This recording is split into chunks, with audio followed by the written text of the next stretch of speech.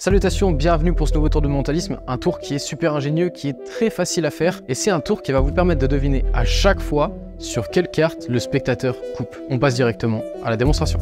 Ok, alors du coup pour la démonstration de ce tour de magie, vous allez voir que c'est très rapide, très simple, très efficace. Je vous montre ça tout de suite, on donne le jeu à mélanger le spectateur, ok, le spectateur mélange le jeu, ok. Hop.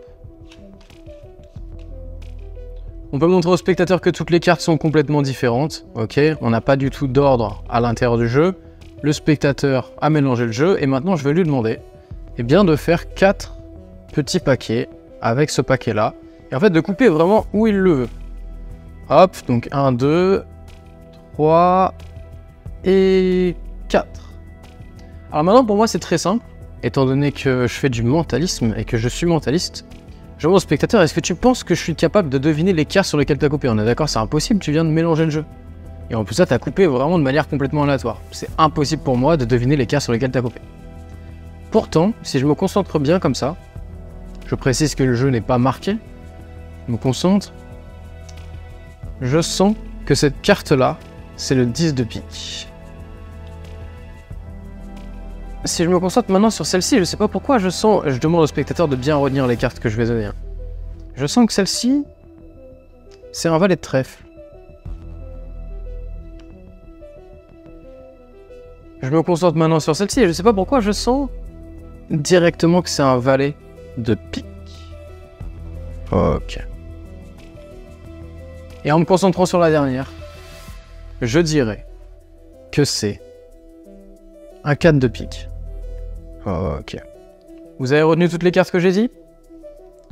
Peut-être que vous y croyez pas, et pourtant, si on regarde les cartes, on a donc le valet de trèfle, le valet de pique, le 4 de pique, et le 10 de pique. Voilà, du coup, pour la démonstration de ce tour.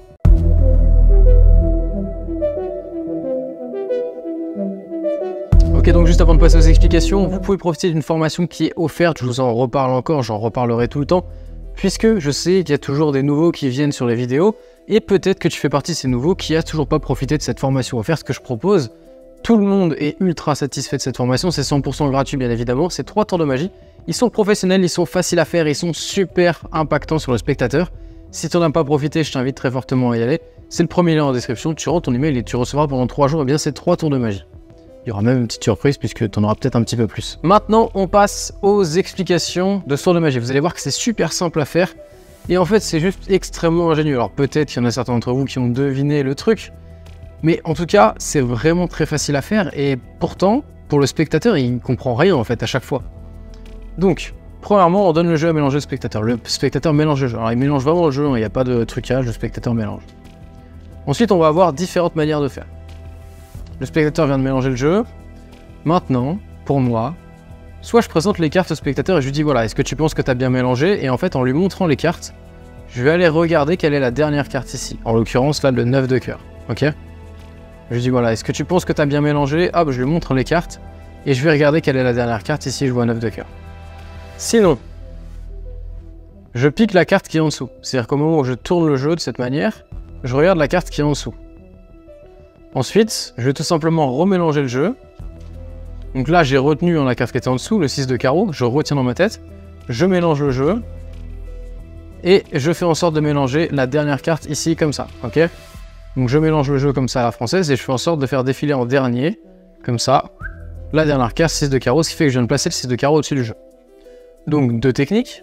Soit vous piquez la carte qui est en dessous, c'est-à-dire vous regardez la carte qui est en dessous et vous faites le mélange pour la ramener sur le dessus du jeu. Soit vous dites au spectateur est-ce que tu penses que tu as bien mélangé et vous allez regarder pendant que vous faites défiler les cartes quelle est la dernière carte du jeu, discrètement. Voilà. Donc à vous de choisir la méthode qui vous convient. Maintenant vous allez donner le jeu au spectateur et vous allez lui demander de couper 4 paquets comme ça où il le souhaite et on précise bien où tu le veux. Le spectateur coupe un premier, un deuxième, un troisième et un quatrième. Vous lui rappelez bien les faits, vous lui dites voilà, t'as mélangé le jeu, on est d'accord, c'est impossible pour moi de connaître l'identité des cartes qui sont ici. Et encore moins de savoir sur quelle carte t'as coupé, puisque t'as coupé de manière complètement aléatoire. Bien évidemment, je précise, le jeu n'est pas marqué, tu peux même regarder chacune des cartes. Je vais même pas regarder de toute façon, puisque je sens déjà la carte qui est là. Et en fait, vous aviez mémorisé la carte qui était sur le dessus, ok? Le 10 de cœur. Donc qu'est-ce qu'on va faire? Eh bien, on va dire que cette carte-là, c'est le 10 de cœur.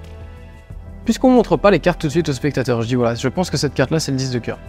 Et en fait, quand vous regardez comme ça, quand vous prenez la carte, vous allez regarder l'identité de la carte. Alors, petite astuce, le mieux pour faire ce tour, c'est d'avoir par exemple une bague réfléchissante. Quand vous avez un objet réfléchissant, que ce soit une bague, que ce soit un téléphone qui est posé ici, tout, ou que ce soit une fourchette, une cuillère, si l'objet réfléchissant est bien réglé, vous allez pouvoir prendre la carte, même pas la regarder, juste la passer à côté de votre objet réfléchissant pour connaître l'identité de la carte qui est ici. Il y a différentes manières de faire, soit vous regardez directement la carte et vous faites un petit signe de la tête, ok, donc là je dirais que celle-ci, donc on sait que celle-ci c'est le 10 de cœur, puisque le spectateur a coupé dans ce sens-là et on sait que celle du dessus c'est le 10 de cœur. Donc je dis celle-ci c'est le 10 de cœur, moi il faut que je prenne l'identité de cette carte. Donc comme je vous ai dit, soit vous avez un objet réfléchissant et vous prenez l'identité de la carte sans avoir à la regarder, soit eh bien tout simplement vous regardez légèrement la carte comme ça et vous la posez. Pas très grave si vous la regardez. Donc là je viens de voir quoi? Je viens de voir roi de carreau. C'est simple, je vais dire que cette carte là c'est le roi de carreau.